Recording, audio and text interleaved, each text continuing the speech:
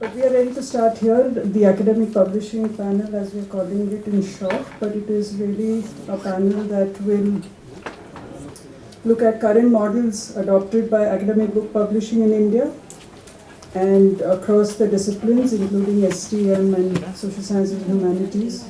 I'd like to invite the speakers of this session to please come onto the stage. Emma House, Sanjeev Goswami, Vivek Mehra, Indu Chandrasekhar.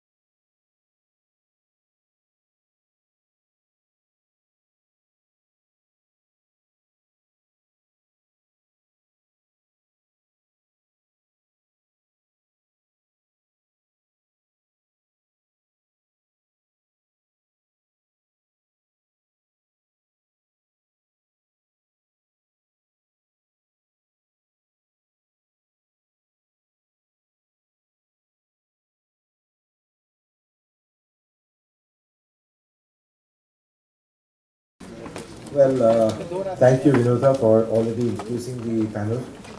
Uh, what we do professionally is already described in this book, so I'll leave it to you to read it at leisure if you're interested to know what we do in detail. Yes, and Vinodha already announced that I'm a substitute moderator. I was prepared for a more discussion role, and unfortunately Rohit could not make it, and so if I make mistakes in moderation, please blame Rohit, not me. Well, quickly, to get started, we are about 20 minutes only behind schedule, so we'll try to end at 12:30. The advantage of not having Rohit is lost, because I was thinking since he won't talk, then we'll have 20 minutes extra to possibly have more questions.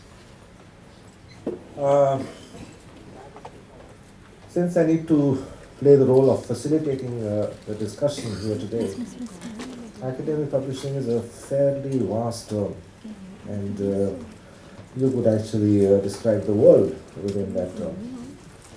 And there's a lot, of course, happening, as is happening in publishing. So I put together just a few PowerPoint slides here, though that's not the popular idea here, to give us the background and the canvas that we can visualize and talk about. Let's start with on a funny note. That's the world that we're looking at. What we perceived in the past is not what the new generation perceives. The world has changed, and this cartoon kind of sets the note for it. Are the newspapers really going to survive? Are we really willing to wait for information? Or is the instant handheld become the newspaper of today? Well, that's something which, of course, will get debated as we talk within the panel, as well as with you as equal participants to this session. What I've tried here to depict is the broad academic world. Research reference, academic, library editions. The transition from print to E has been fairly achieved. Most of the successes since search, cross-ref, a large amount of information are the elements which drive access to this kind of information. Models also have kind of come to stabilize, and things are pretty much clear. That's where a lot of business growth also is happening, a lot of acceptability across the world. And this is where journals, books, and all that library, consortia and all that belong. On the fiction and journal side, I think already the digitization process of what is available in print also has been accomplished, and fair amount of visibility of all kind of literature, fiction, journal books has been achieved through the use of technology. There's not much in terms of enhancement of content which has happened there. Maybe Emma would like to differ with me in her during when she gets a chance to talk about it. But it's basically been the e-sellers market which has kind of taken over. It's the Amazons, and so they've kind of found a way of delivering the content and created the logistics systems to be able to do that, and fairly successfully. On the education and school side, that's when we talk of these two segments, we immediately start thinking of students and textbooks. Now that's something which is in a largely experimental stage. I think at the higher education level, we still don't have a fixed model which can substitute e-licensing or e-books in terms of the revenue that print books in multiple copies would deliver before everybody in the class bought those copies. Well, there are some interesting experiments, and we shall hear from the learned panel that I have here with me today. But that's kind of the field.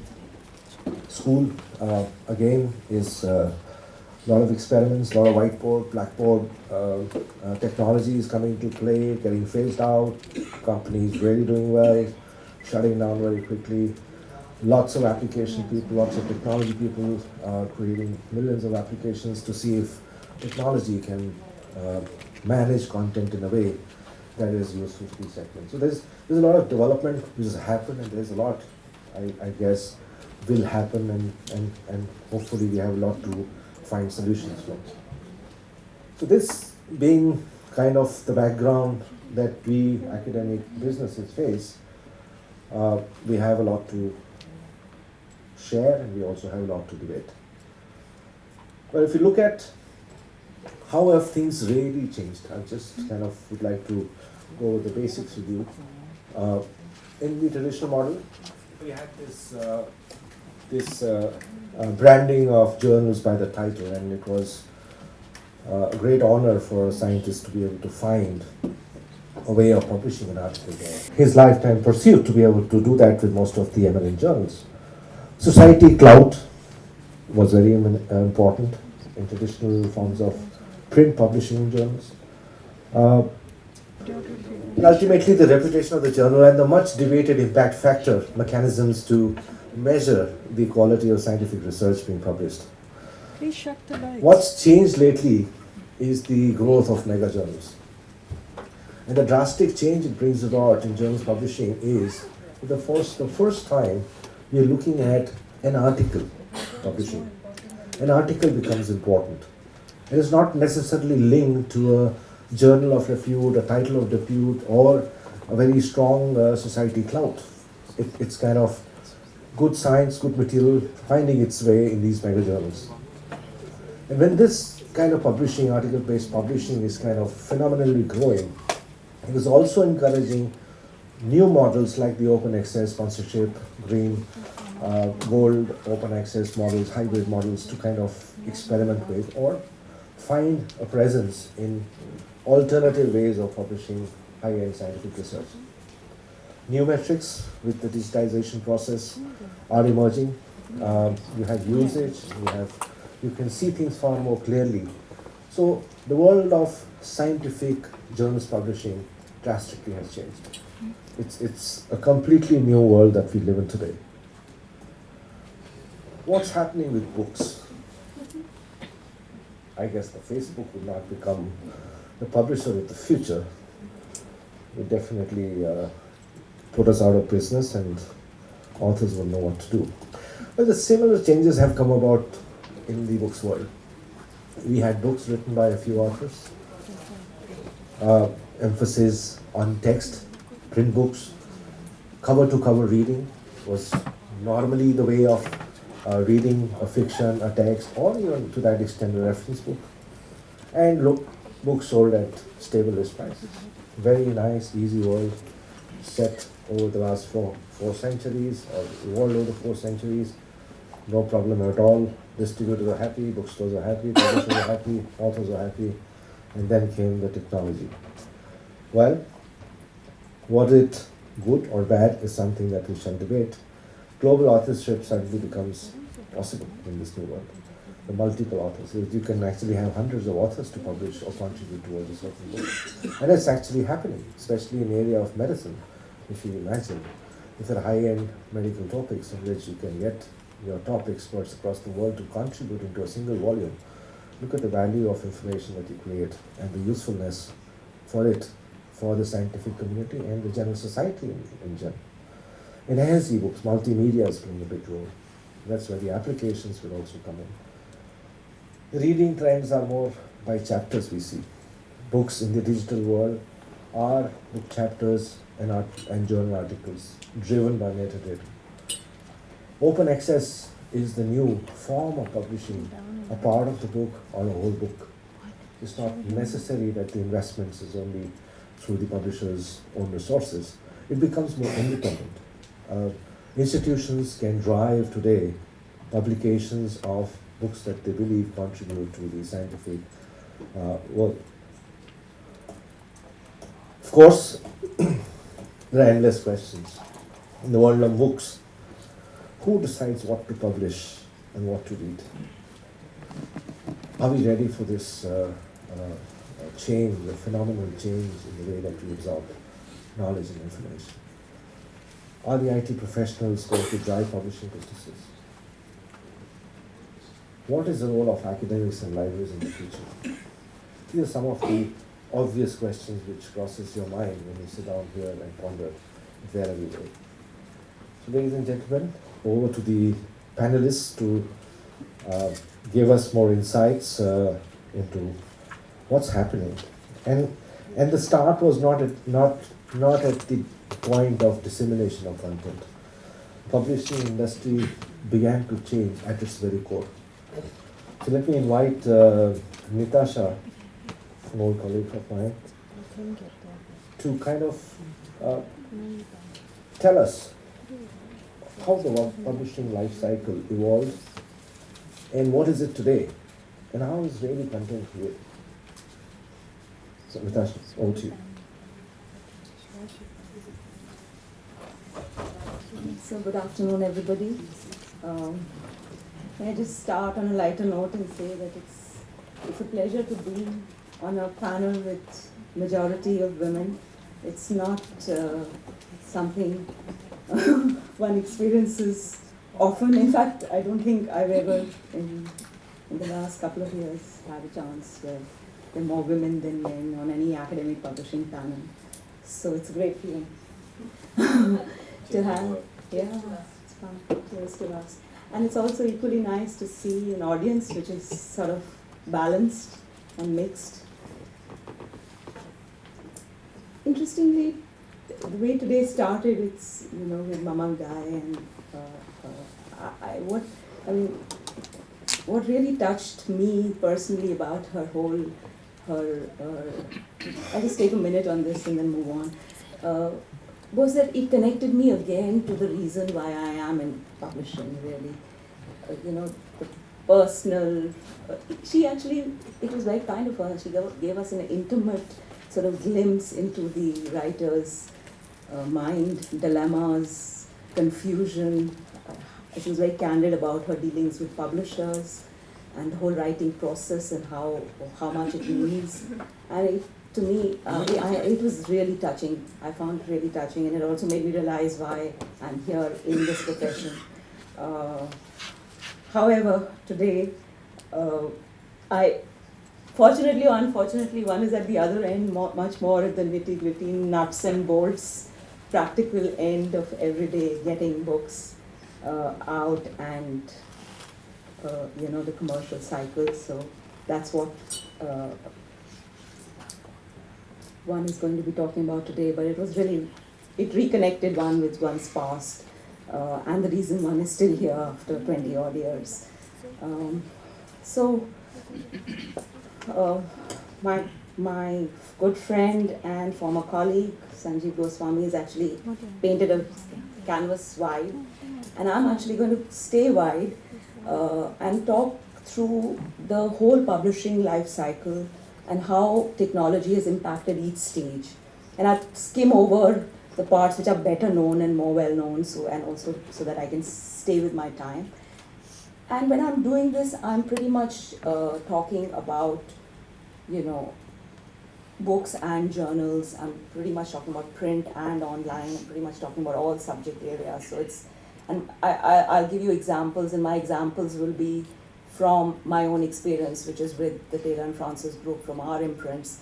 But it's pretty much the kind of technology I'm going to be talking about is pretty much something which, variations of which all major publishers have. So it's quite universal in a certain section of publishing.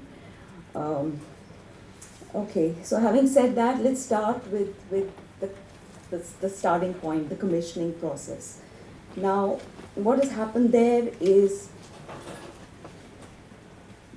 that obviously, and I'll come back to how it impacts on search for authors, but beyond that, the whole submission process is now online.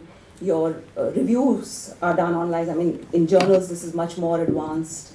These trends are there in both books and journals, but journals publishing is much more advanced technologically than books in general. So it's, a lot of my examples are going to be from there.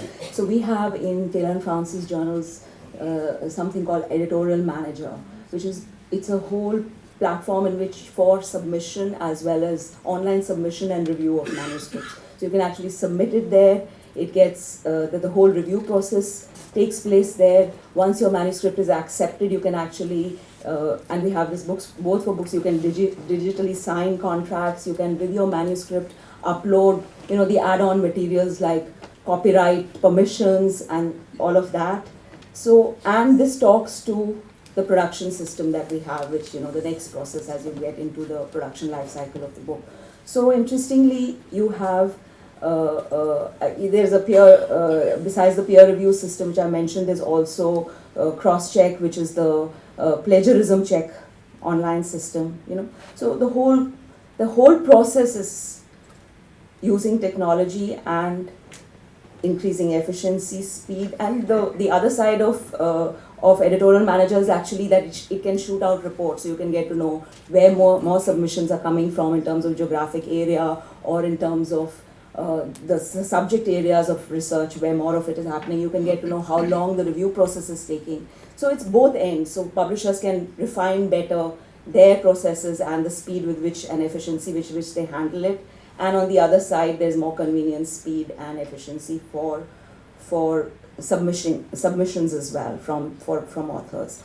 Now, a very important part of the initial start of the publishing process is the development of the material. So, I mean, I'm going to here take examples from books. So, the book development process, say, for textbooks. And I'll give the example from one of our publishing imprints. This is a small, called Garland Science, which is, a small biology publisher. They do a handful of textbooks, 7, 8 textbooks, and the total list will maybe 20 titles or so in a year. So it's a small group. So how has technology impacted the way in which, and the book development process for our textbooks, for example.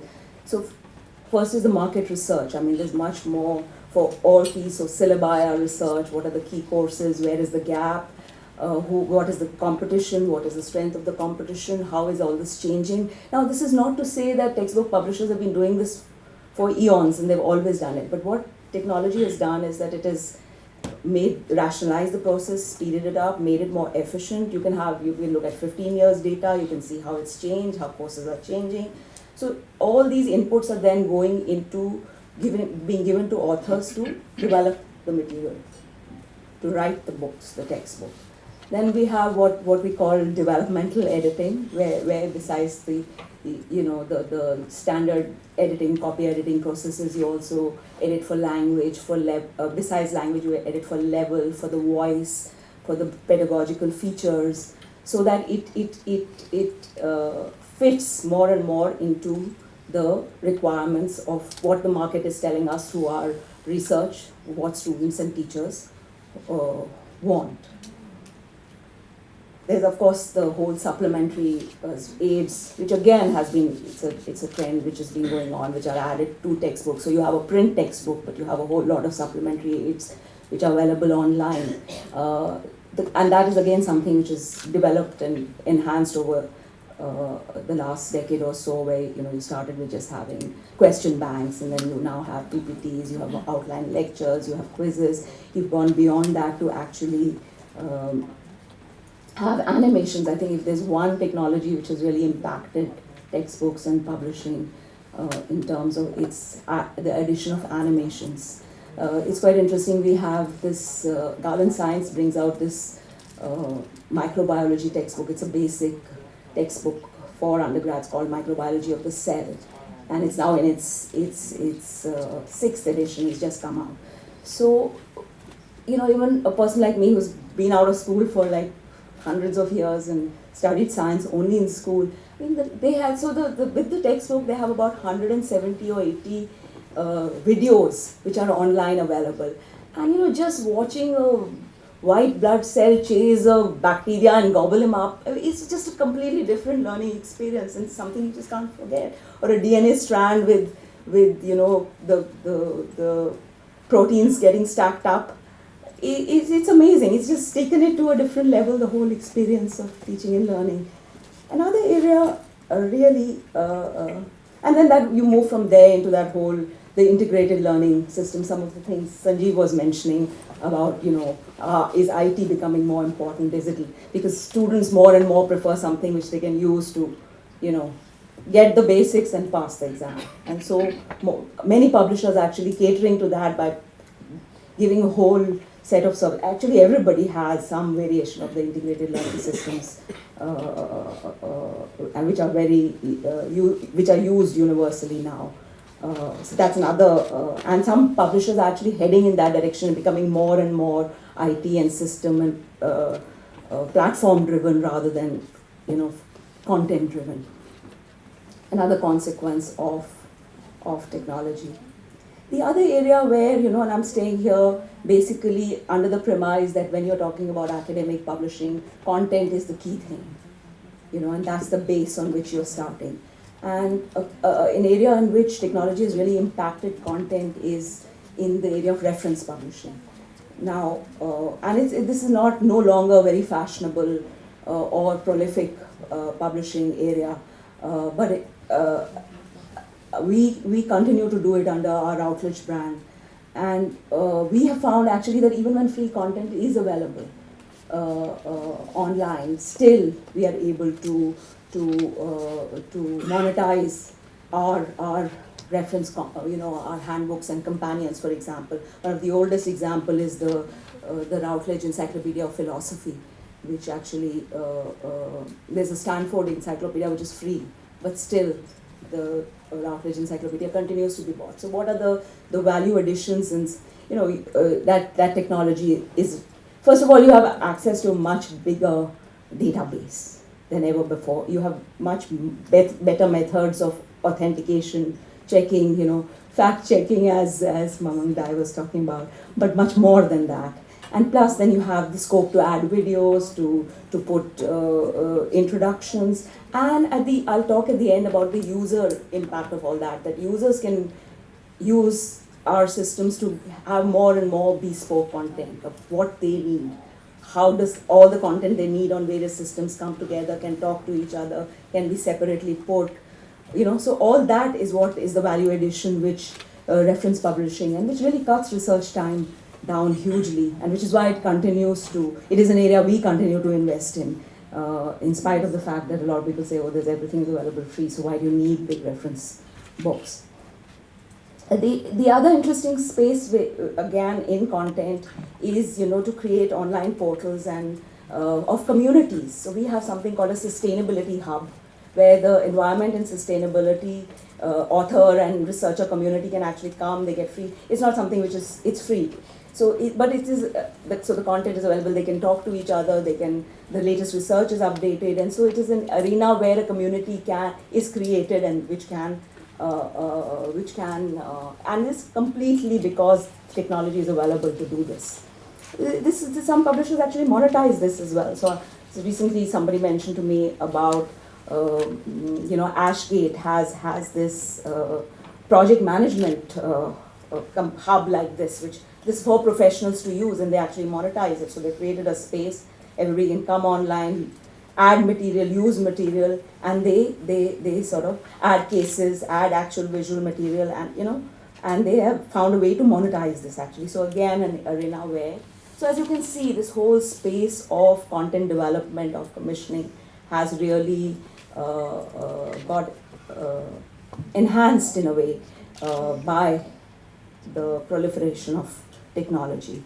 The next stage, of course, comes in production, and this is pretty well known, so I'm going to just skim over it, But if you ask about, basically it's about speed, it's about better quality, it's about, now it's even, it used to be very expensive, it's increasingly cheaper to use these technologies, they're evolving very fast. The whole production process, whether it is for print or for putting them online, is getting much more efficient. But if there is one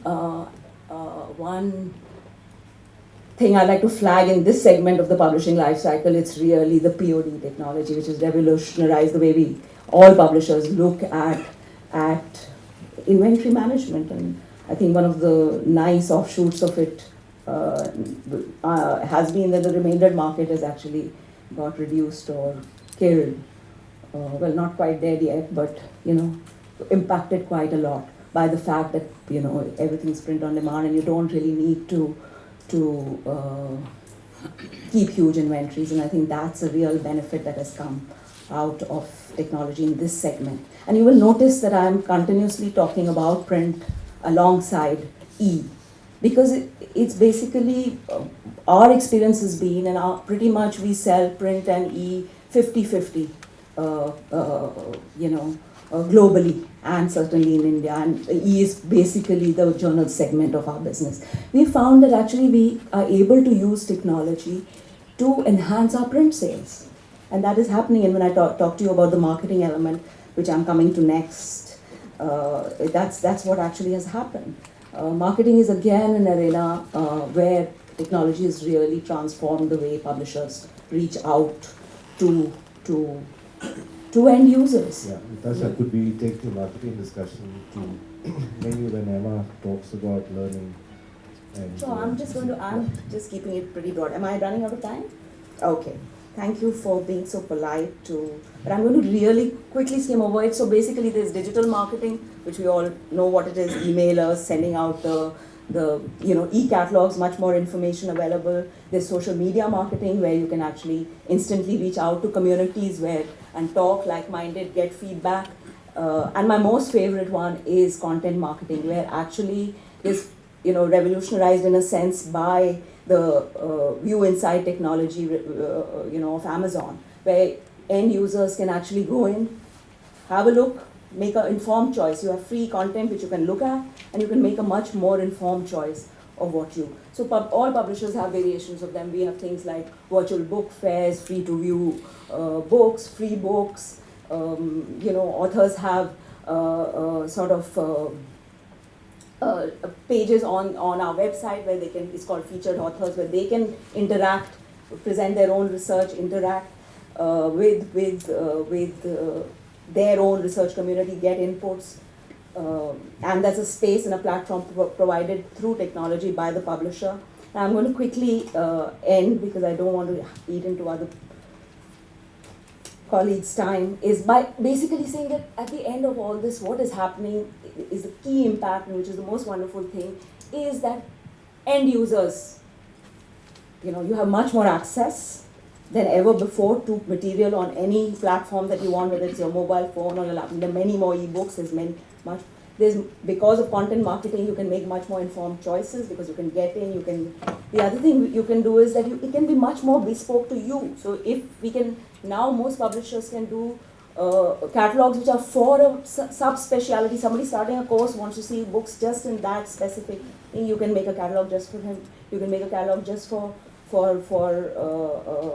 an institution. So the whole end user experience is actually getting enhanced by this. And what is happening on the other side, because of the data mining which publishers are able to do, because of this technology, they can, usage can be driven, discoverability can be improved once you get to know what is being used. Libraries can get that information to see, okay, this area's papers are being looked at the most, or this segment is which is the most relevant to our institute, that can help support more informed buying. So it's a whole cycle, and more bespoke catering can be done. So in a sense, I know I'm painting a really rosy picture, and of course there's always another side, but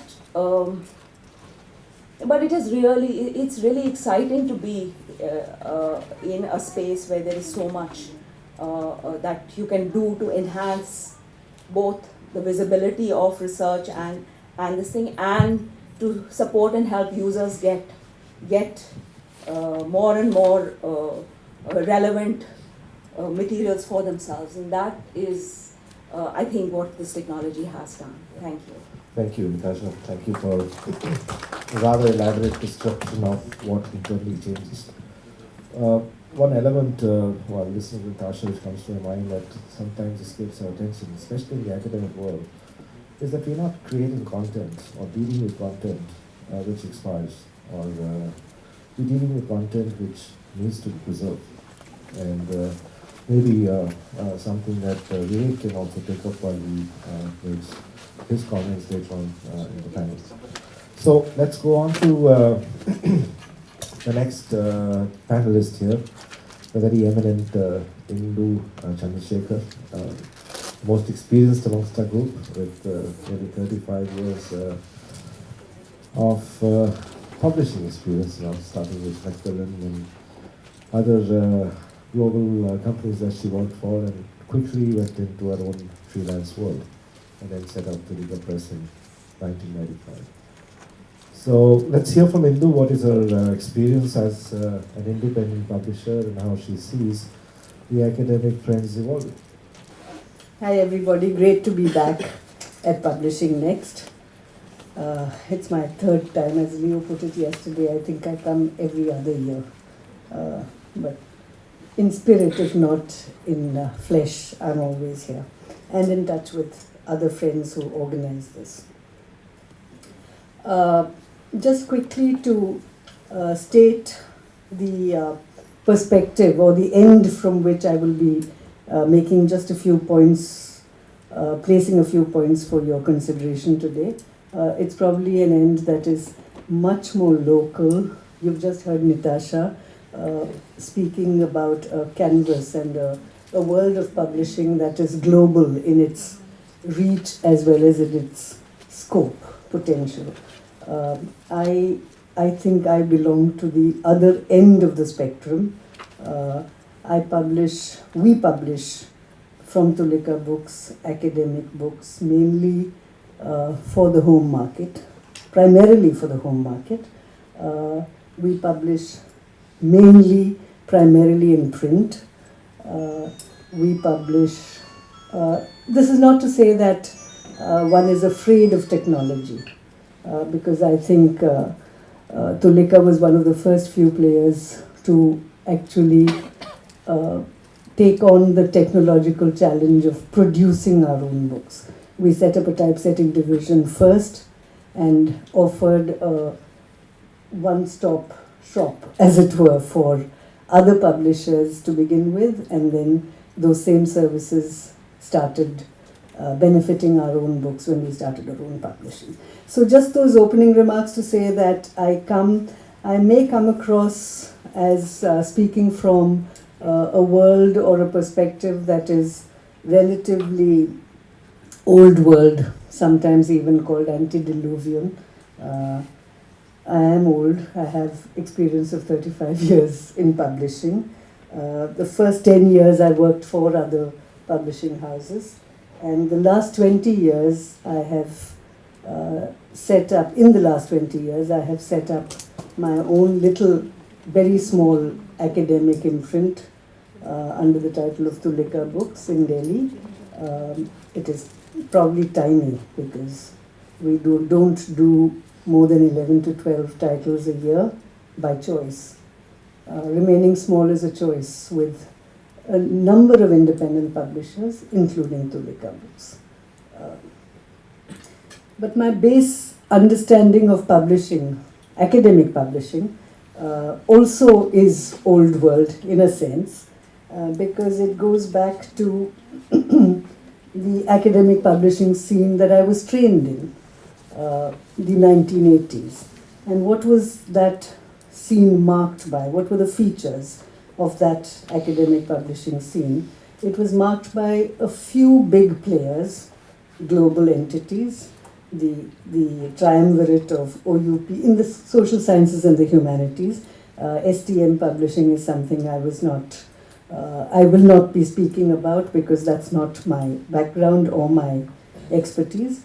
So the triumvirate of OUP, Macmillan and Orient Longman pretty much ruled the roost in those days when I started out in 1980, with a few very active Indian players like Vikas, Manohar, etc., etc. But still, the total number was small. Today, 35 years hence, or even 25 years hence, over the last, say, 8 to 12 years, there are many more players in the field.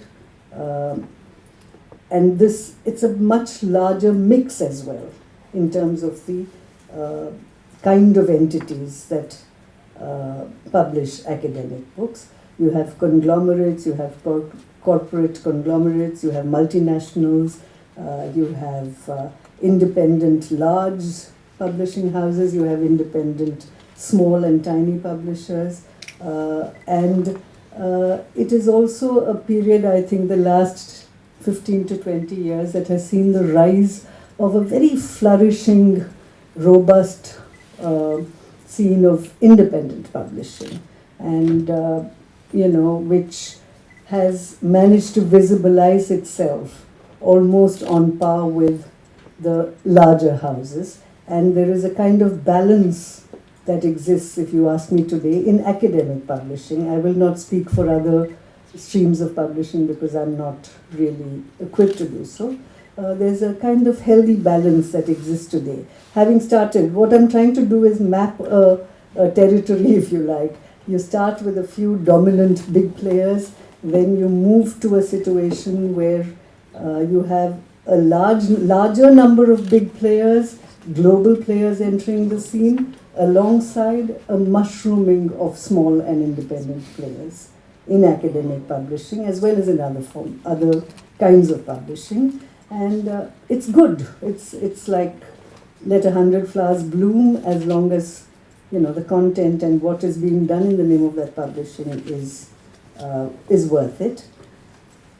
That is one kind. And what these independents have brought to the table, as it were, of academic publishing, to my mind, is that they have developed very carefully curated niche and focused lists. Okay? Now, niche can be described in terms of either subject areas that they publish in. We know, for instance, that Kali for Women was the first feminist press in India to set out as, again, two publishing professionals from Urvashi Butalia from OUP and Ritu Menon from Vikas come together, set up this independent publishing press, feminist press, which is a first in India. It's a niche area. Similarly, that kind of niche publishing in caste studies, Dalit studies, Adivani, the publishers here today, right up to now, it continues to flourish. Children's books, publishing from the left. So the niche can also be publishing from a certain perspective. Yeah. For instance, Tulika books, if you look at our list of books, it may not look very different from a traditional, conventional OUP list. or at least what the OUP list used to be. But there is a change in perspective. The very same authors that we select or who choose us, it's both ways. There's a change in perspective. Also, the other thing that marks independent publishing is that most independent publishers publish, I know it sounds trite, but to bring about social change of some kind. Okay, that is the motive that I was just discussing at breakfast this morning and saying, having been in publishing for 35 years, what keeps me going? It's not great. I've not been terribly successful monetarily. It's not a great business. I've just stuck around. There's a bug that's bitten me, and I probably don't know to do much else but publish by now. But what is it that keeps me going? It is because my extra publishing interests, if you want to call it that, drive me to do the publishing. And these extra publishing interests can be all kinds. You can have, the freedom of speech debate that's become a huge debate in India today. I think is a debate where independent publishers will play a very, very important role. So these kinds of social, larger questions that relate to the social environment in which we publish is also upheld by autonomy of thinking, freedom of speech, heterodox thinking, the right to dissent. All of these are, as it were, nurtured by independent publishers. I'm not saying that other publishers don't do it, but this becomes the be-all, the raison d'etre of our existence. We wouldn't survive. We wouldn't, because everything else is stacked against us. Okay?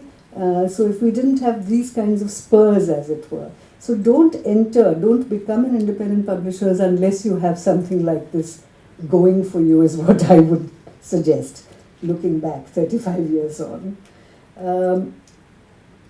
And all of this relates also to academic publishing. Within a classroom, what is it that keeps academia? A classroom situation in which you have a faculty and student discussion and not talking down, one talking down to the other. What keeps it alive?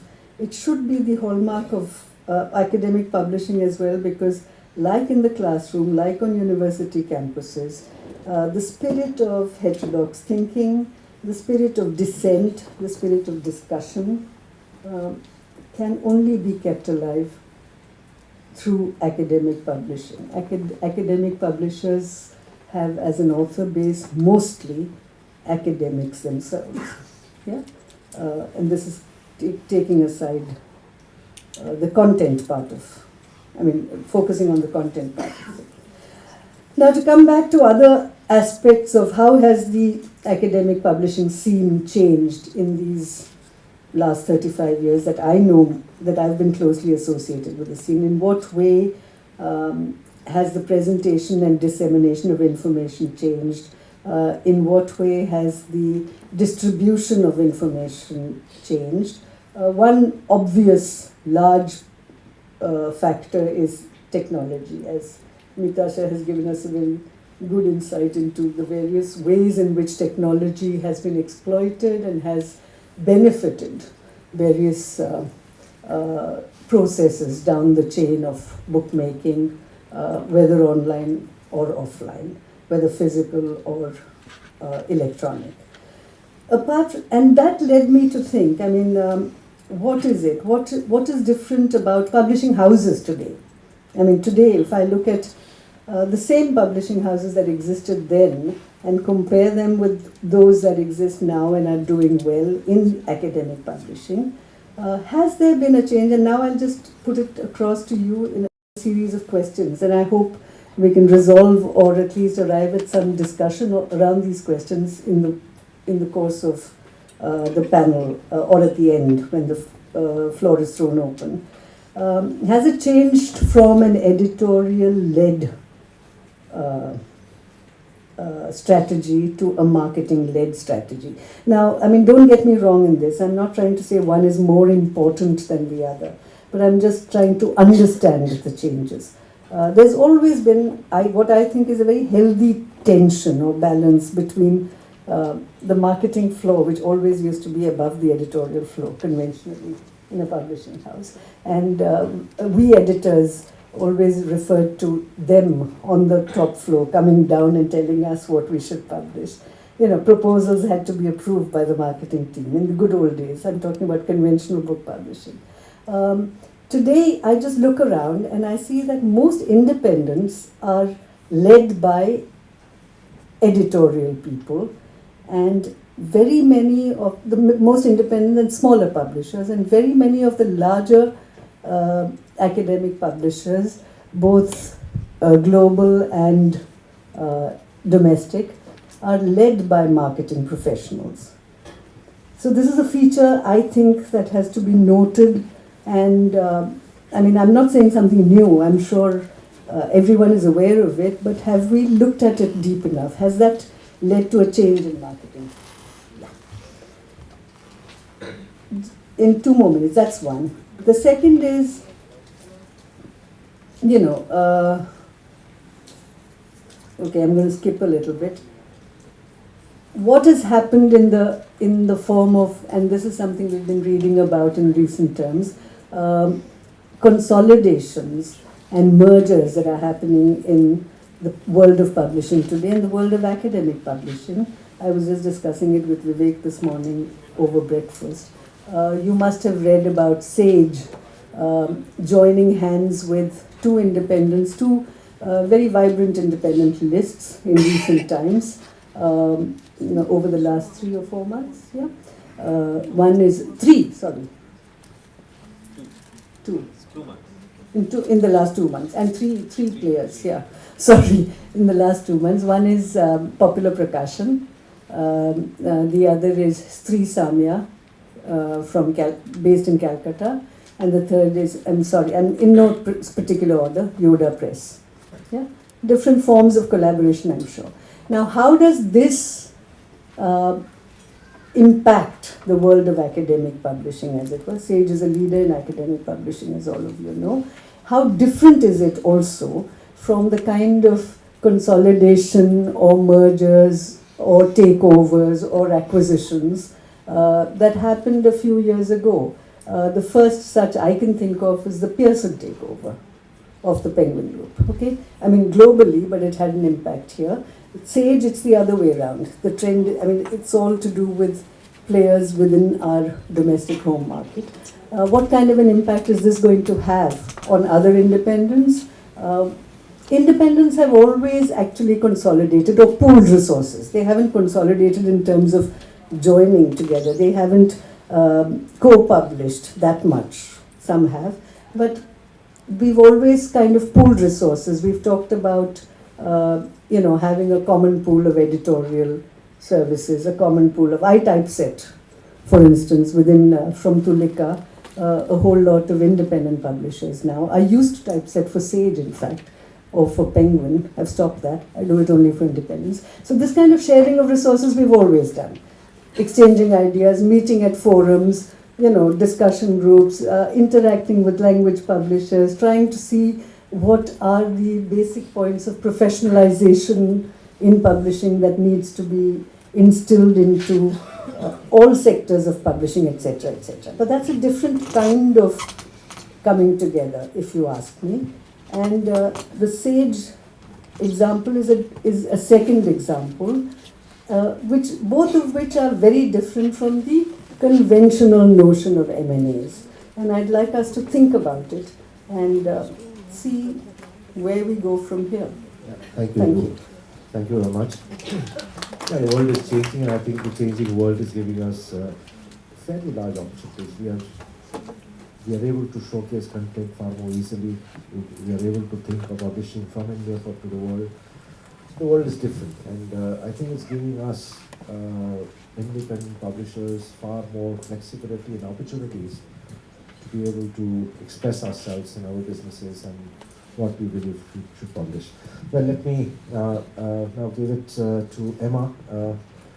Emma, of course, represents a very active published association, which is a trade association based out of UK. A lot written about her in the book. What is not written about her in the book is that she has travelled extensively. She interacts with publishing groups of all kinds, authors, administrators, institutions, authors, and what name you, from Brazil to Mexico to China to Europe, the US, and is a special friend of India. She has genuinely wished our industry well and has partnered with us for good things. So Eva, we would love to hear from you. Thank you. And thank you very much to Publishing Next for inviting me here to speak. I'm very much the odd one out on the panel here, though thankfully not because I'm female, but because I don't actually work for a single publisher, and I'm also going to talk about the UK perspective rather than the Indian perspective. As Sanjeev noted, the world has changed in publishing through the development of technology, through the introduction of the internet. And this has changed the way we are producing and disseminating academic content. But what it's also done is change the way that we think about the business models of disseminating that content. In a physical world, we'd reached perhaps a happy equilibrium in balancing the needs of all the stakeholders involved in academic publishing. And it's very different to trade publishing in that there's multiple stakeholders to satisfy in finding that balance. And in digital, we're at the process of experimentation, really, in finding a balance that satisfies the needs on one side of the publisher and the author, but on the other side, the librarian and the reader.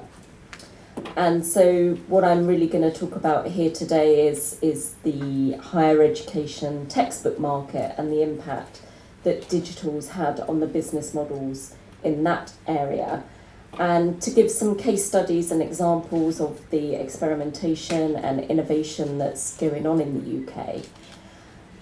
Obviously, these are experiments and pilots and innovation which may be suited to the UK market. They may not be suitable for every market around the world.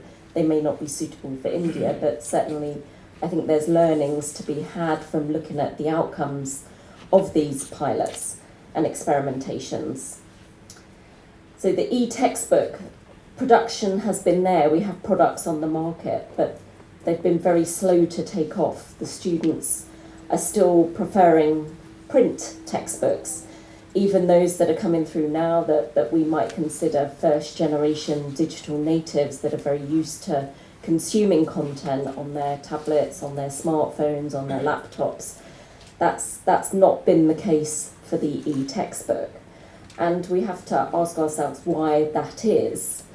And I think a lot of it at the moment is coming down to the lack of knowledge and training to be able to maximise the benefits that can come from using these new e-textbooks that are on the market. Certainly what they're not looking for is a static version of the print textbook. What they want really is a study buddy. So something that can enable them to highlight, cut, paste, annotate, chop and change, be able to link through to other content, and yet track their progress. So the advantage that print is having over digital is that you're able to go back through the books, see the notes that you've made, see where that's led you to. And I think the ability to do that in the digital format is very essential and very necessary. And certainly the PDF or the static version of the textbook isn't the answer to that. So one experiment that has happened in recent years is for a university in the UK, Plymouth University, to purchase all the textbooks required for their first year students for the courses that they're studying. Now this introduction of e-textbooks and the need for experimentation also came about with a change in the UK where funding for universities from the government significantly reduced, and we saw the introduction of fees being charged for students. So students had been used to going to university for no cost, were all of a sudden having to find £9,000 a year for their tuition fees. And so this has led to universities becoming much more competitive in the market. How do they then attract students to choose their university over another university? And so Plymouth University saw the opportunity to say, well, we'll bundle in the textbooks for the students into their tuition fee. So every first year student that comes on board, no matter what course they're studying, will have the access of all the textbooks that they need. The other benefit to this is that professors knew that they were teaching knowing that all students could access the reading list. There was no waiting in the library for checkouts. There was no concerns over whether the student was going to pick and choose the reading list. And it just created a very level playing field. Because these textbooks were interactive, it allowed the students to share notes amongst themselves as well through the digital platforms. It freed up library resources, so the libraries were able to spend budgets on the more supplementary materials rather than the core textbooks, knowing that every student had every textbook belonging to them. It also proved to be very good for publishers. They had predictable sales, so there was no question over how many of the students were going to buy how many of the reading list.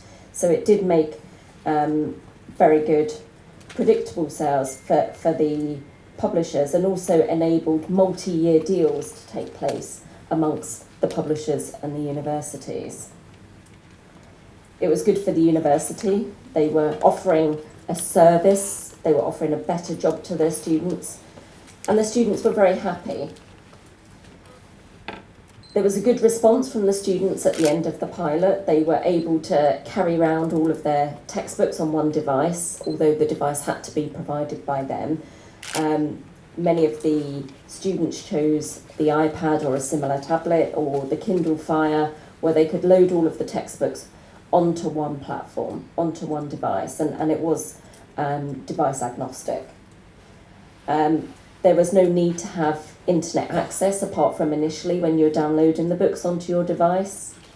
And they were able to do searching amongst all of the textbooks by keywords. They were able to annotate, note, highlight, etc.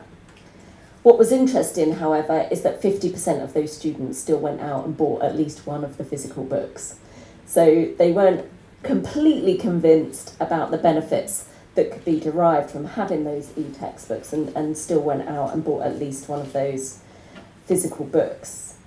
What it did emerge was that training was needed, and so publishers were needing to invest in training librarians to be able to then train the students on how to maximise the benefits from those e-textbooks. It did, however, influence the students' decision to go to that university, knowing that they wouldn't have the extra burden of the cost of the textbooks. At the end of the experiment, however, one comment that did come out from the university is why go to publishers when you can develop your own open source textbooks?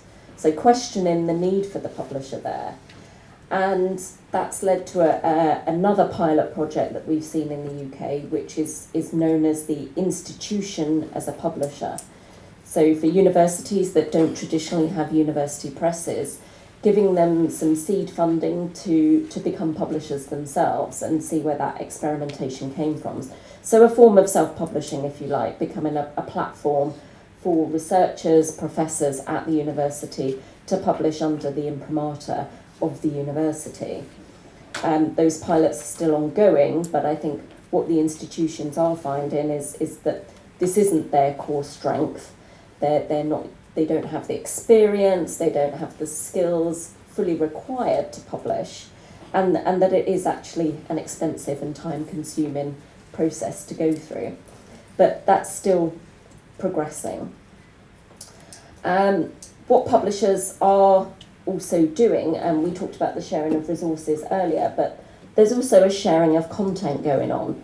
So the independent publisher Bloomsbury very wisely used its money from the Harry Potter phenomenon to invest in setting up an academic imprint. So Bloomsbury Academic emerged, and a series of acquisitions went through to build up content under the Bloomsbury brand and enable them to develop the community model that we've referred to earlier, using the academic business model to provide access to content such as drama and theatre content, fashion content, and also partner with other publishers that have similar content to build platforms and subscription models that academic institutions can subscribe to on behalf of their students to provide unlimited simultaneous access to those products and that content at the same time. So that's taken not only the business model but building up a consortium of publishers working together. That's also worked in the textbook space, where a new digital platform emerged a few years ago, founded by a group of the major international academic publishers, a platform called Course Smart, which provided different business model access to that academic content. You could rent, you could buy, you could do chapter, you could do page, you could do full book access. And the customers for that platform were universities, booksellers, faculty, academics, as well as students themselves. And that's now been purchased and subsumed within the Ingram Group. The final one that I want to talk about is a project that came from Dr. Francis Pinter, who worked for Bloomsbury Academic, who has set up a new project called Knowledge Unlatched. And this is experimenting with the open access model, but for books and monographs. So open access has been experimented very much in the journal space, but this is an interesting project in that it's open access for textbooks and for monographs. And whereas for the journal space, it's the author that is paying the article publishing charge, here we're seeing the librarians come together and building consortia to fund an open access textbook. So the librarians are global. We see as many as 200 coming together to fund one textbook. And they are funding the major publishers to produce that textbook. It funds the cost of production of that textbook, funds the author fee, and the librarians then have open access to that textbook. So it's a win-win situation again, that the cost of the publishing is covered for the publisher.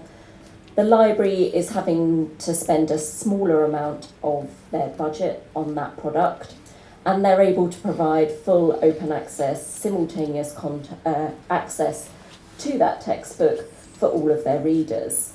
And there's been about 28, I think, books funded in that way now, and those books have perhaps found the equilibrium that I spoke about earlier between rewarding the publisher and funding the author, but providing a cheaper way for librarians to spend their budgets and providing that reader access as well, no queues for checkout, that simultaneous online access that they're able to then download. So the future really is what we're seeing, the big buzzwords at the moment, open access, but personalised learning. So digital is really enabling a much more personalised way for students to learn. The all singing, all dancing, interactive textbooks not only provide good facilities and access for the student, but there's a whole range of data and semantics being able to be collected at the back, which is helping both publishers and academics personalise the way that they're delivering their content to the needs of that particular student. And I think we're going to see much more of that to come. So those are just some of the examples that we're seeing in the UK. I'm sure we're going to see many more experiments coming forward as budgets are discussed, as new business models are discussed, as technology is facilitating and enabling access to content, and as the users are becoming much more familiar with the use of technology and what it can do for them. Thank you. It's really enlightening to hear what's happening across the world. Anyway, quickly, we finally have Ben talk to us.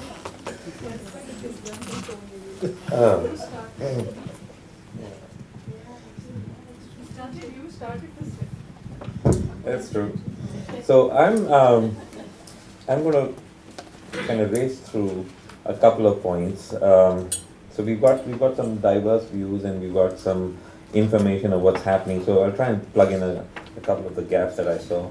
So on open access, I just wanted, just for everybody's shared knowledge.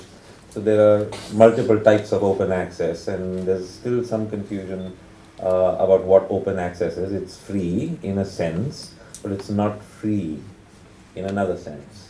So somebody does pay for it. It doesn't automatically happen. So the whole open access movement started with people saying, if I'm funding research, why is it behind a gate? It started from there.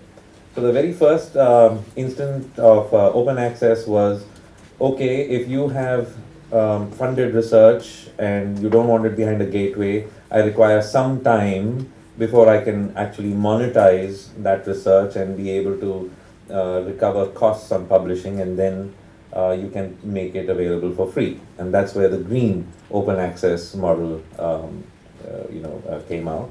That wasn't good enough. There was argument, 12 months is enough, 6 months is enough, 24 months is enough. People literally went to battle over that. And then emerged the gold model, which is, okay, you have a cost of publishing, take it up front, I want the research available for free. That's how gold came about. And then there was a third one which said, well, yes, I'm happy to have my knowledge disseminated. I don't want the author to pay for it. I have funding, and I'm able to fund that research or fund the publishing. And if somebody wants it in print, he can still pay for it. So that's how the hybrid model came about. Two things that I thought weren't covered.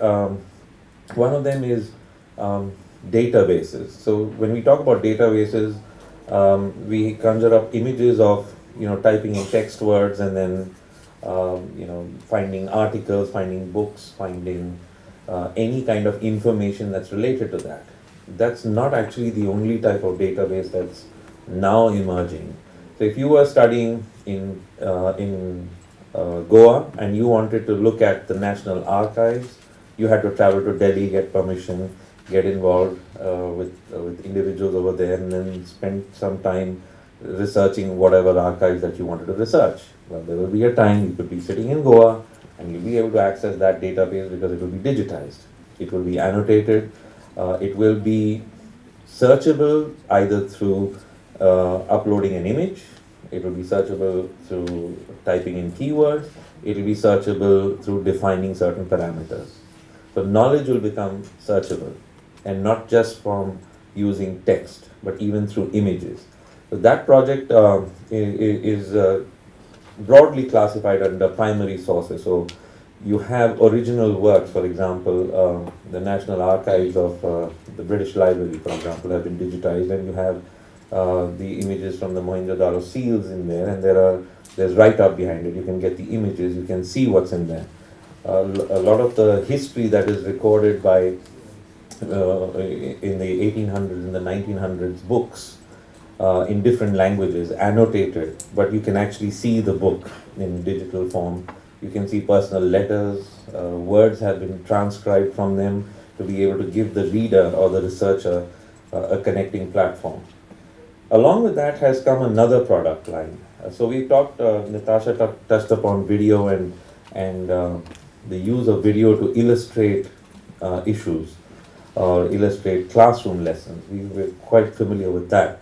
But there's the emergence of video as a library product, where academics actually go on tape and record a thematic kind of a series of lectures or a thematic, a theme-based presentation. It could be on the books that they've written, on the subjects that they are specialists in. But it's become a product that libraries can rent out for their students. It does not straddle, it's not something equivalent to classroom teaching, it's not something which is instructional, but it is like the next form of reference publishing, straight from the horse's mouth.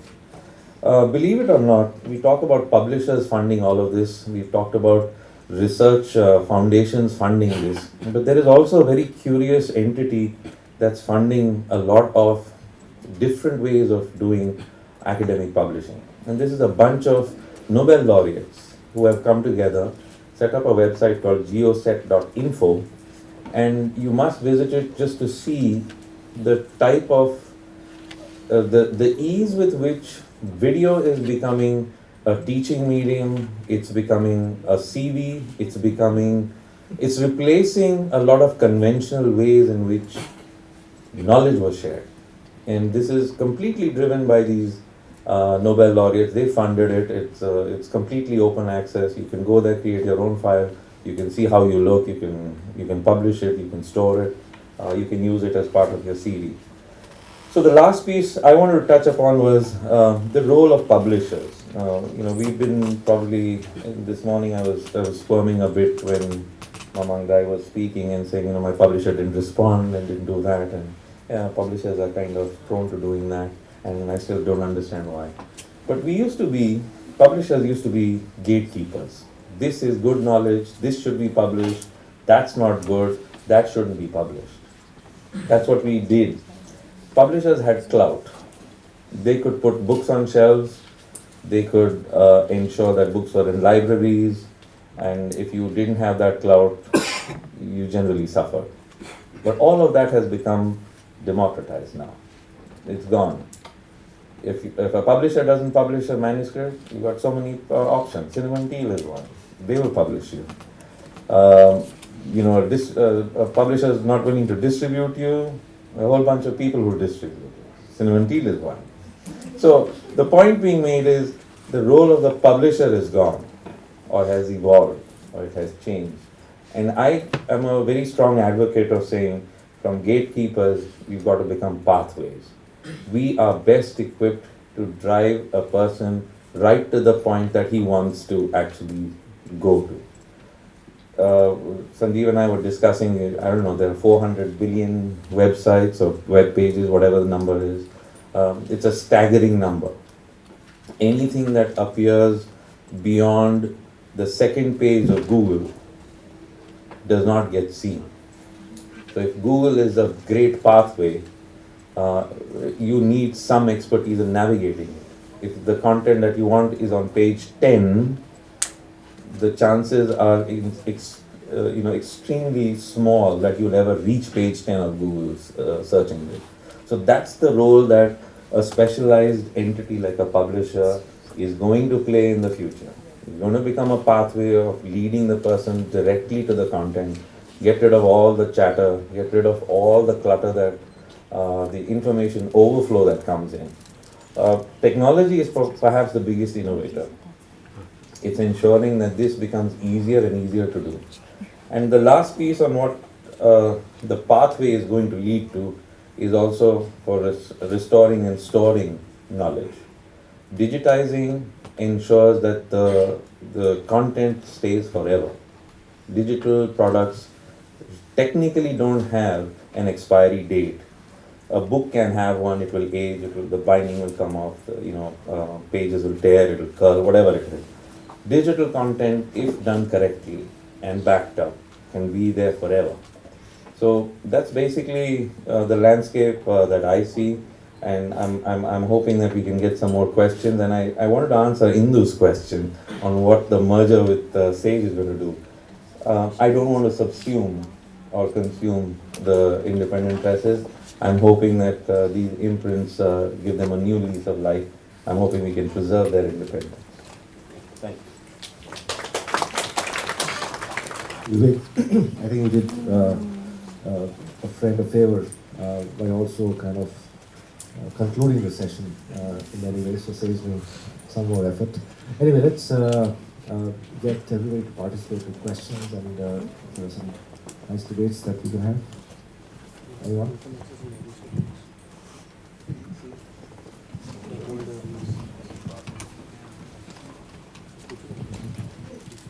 This is to, yeah. So basically, it's about this. The universities making their textbooks available to students. Digital. I mean, these are e-textbooks, right? So these textbooks are made available to them for a short period while they are at the institute, right? No, they get to keep them. They get to keep them. Yeah, so they're able to download them and keep them on their device. Okay, because I was a bit confused because my daughter was at SOAS and she had all her reading material available to her only for a brief period of that 2 years or whatever while she was. So these Plymouth made it available Yes, to keep. to keep. So that's to a keep, yeah. confusing. So there's lots of different experimentation going on, and some universities are even buying the print copies of all the textbooks, and they're even finding that some students don't even collect the textbooks that they bought for them. So it is working out which model works best for the institution and the student and the library as well. Yeah, the lady in yellow. Hello. When we speak about technology, I think a lot of people like to think of technology making the world this one connected place where everyone comes together to create this world of knowledge that everyone has access to. But I was wondering also if there are certain cultural biases that technology can't quite cross. Like, for example, I'm a freelance editor, and I know that a lot of international clients have a lot of skepticism about editors from India they see as non-native speakers. And also I happened to be speaking to a certain professor in India who said that he would never want his book to be published in India because he said, who's going to read Derrida in India? I'd much rather publish it abroad. So I was wondering whether these cultural biases do affect your business, or do you really think of technology and it being just a matter of time till technology crosses those bridges as well, where it will be possible to send a book on Derrida to international reviewers so that that professor in India feels like he's getting the exposure that his book deserves? Do you know anyone specific to answer this question? Just the 4 publishers from India. Well, I represent a business which is largely or dominantly scientific. I don't say that we don't publish near as human science. But that level of publishing has no nationality. It's completely unbiased. It's completely neutral, and there is no limitation. And one of the ways that we are trying to engage with the Indian subcontinent is to publish in India and sell it all over the world at the same time. And this is not what was not possible in the past. So content did get discriminated. But today the world is looking at content very easily coming out of places like India. Asia is growing, and if the world does not wake up to what is happening here and how people are expressing themselves here, and if the growths, the GDPs of the world are going to be driven by Asia, they will not know what to do here. So I think it's a far more open world today, and I think limitations of the past are collapsing. I don't want to comment, I just want to add to her question. So I want to add a dimension. She just spoke about cultural bias. I want to ask all of ourselves, what about the reality of publishing for students, researchers in India, in our home market, where digital penetration is still, let's face it, not a reality. How many students, even in the capital city of India, have devices, hardware, to read?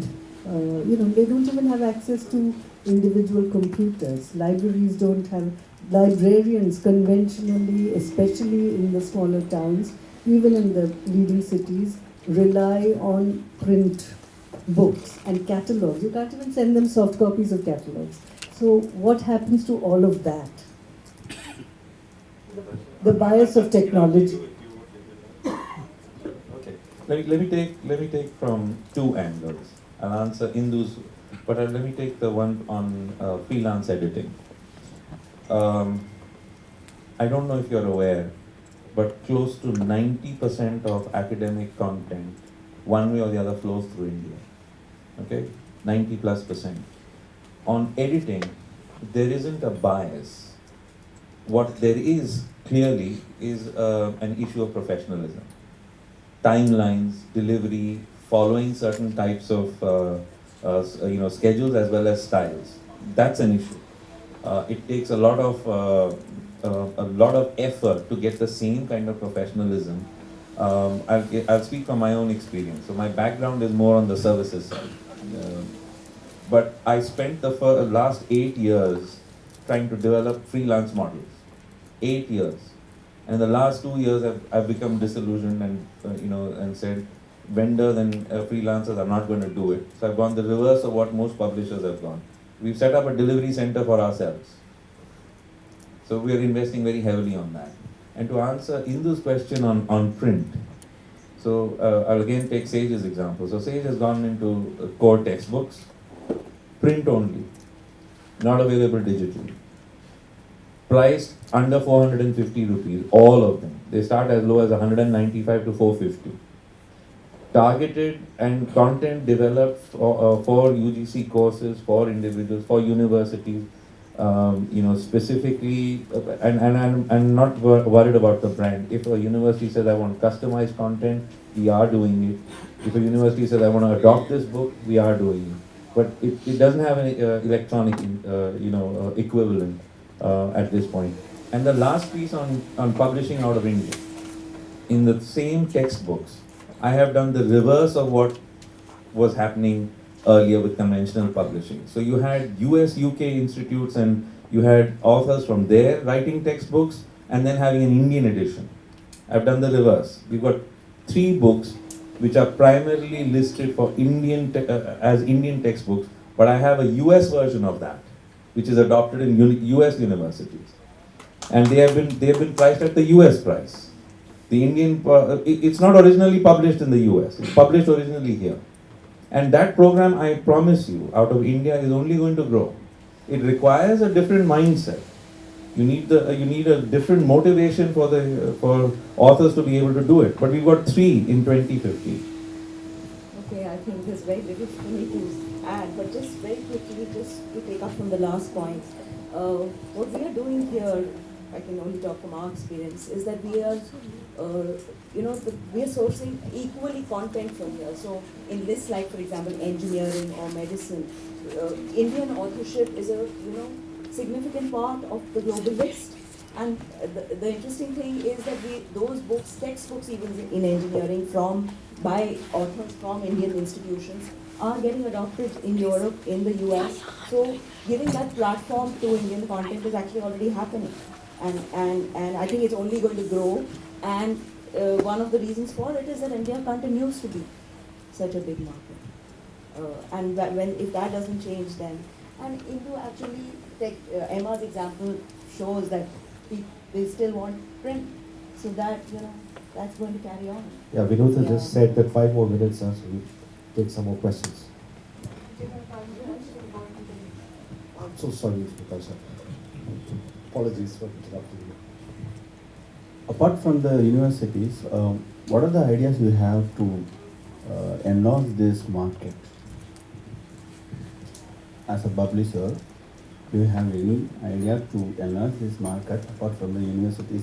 Because the academic is mostly, the market is around the universities, institutions and all, right? If I'm wrong, just let me know.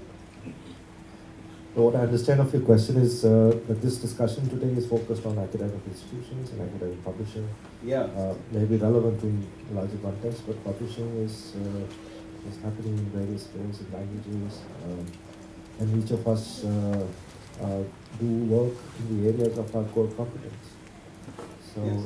it's very difficult for a high-level reference publisher to start publishing textbooks because the internal mechanisms and the way we organize doesn't lend itself to that kind of flexibility. So there are specialized reference college publishers or specialized school publishers. So businesses have a way of focusing on their core competence. Is that what it is? Yeah. Questions? To Vivek, you said publishers should become from being gatekeepers to pathways. How is it possible?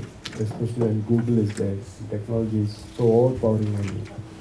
That was my point, that you can find something on Google, but Google has its own way of finding things. And what if the relevant, what you are seeking is on page 10, you're never going to reach it.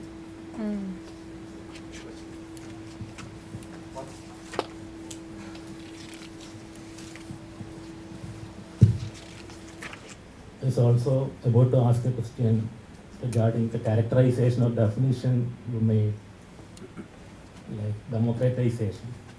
And I just want to juxtapose it in those observations that independents are editorial driven. Shouldn't democracy be taking responsibility of being gatekeepers, then taking a stand that we are not gatekeepers? So, is that democratization that is happening, or is it a market-driven? That was my question too. That would have been my question too. This term democratization is sort of extended in a way that it just means anything goes in some way. So how are we talking about publishing values and quality benchmarking and those kind of things when we talk about making things democratic? So my point on that one is, why should a small bunch of people be the only ones who are custodians of those values? For Because you're example, investing in it. No? that's true. But you take self-publishing, right?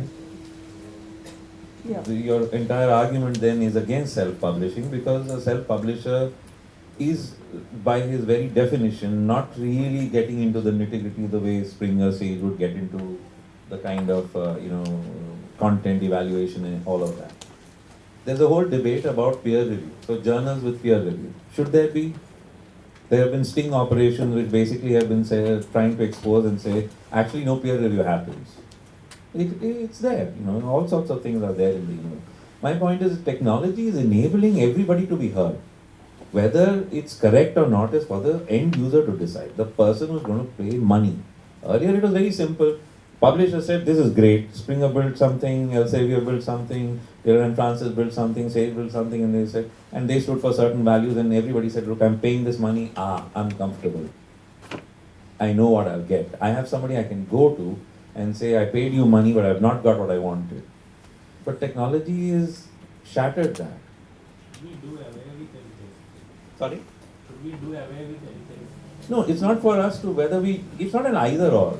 You're seeing it as a complete black and white scenario, and I'm saying it's just multiple shades of grey. This short.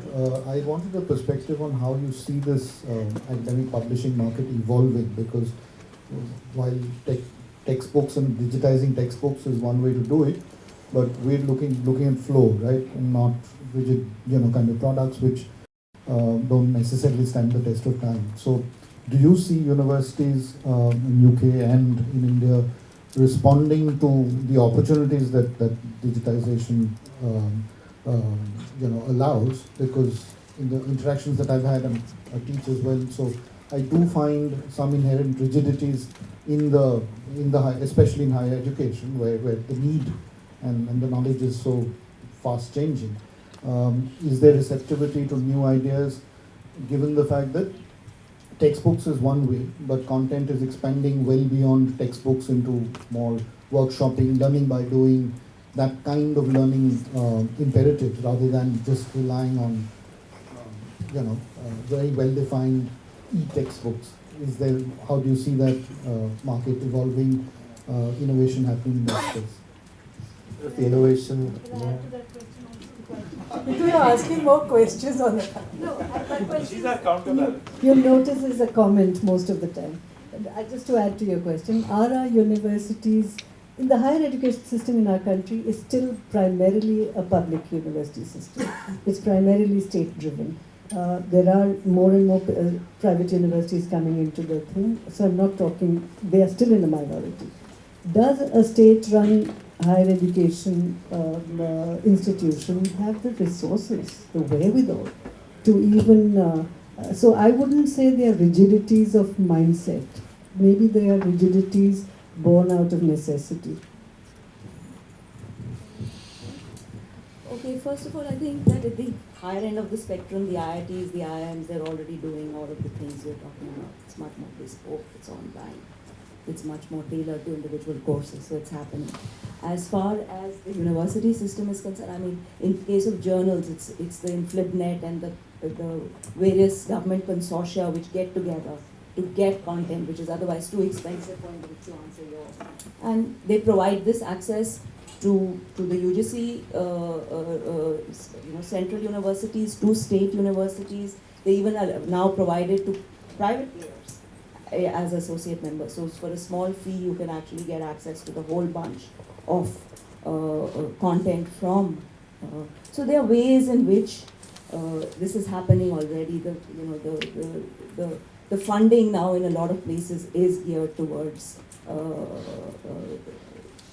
investing much more in e-resources.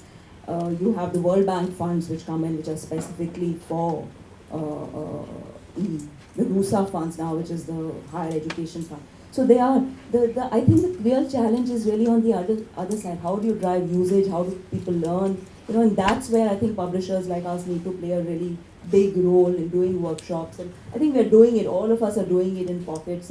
But one of the realizations we have is that, you know, it's little drops all over, and maybe with us collaborating, we could do much more. Because people get those e-resources, but then there's no usage, then they go back to the print. Then, you know, so I think that end of the spectrum is where much more work and effort is required.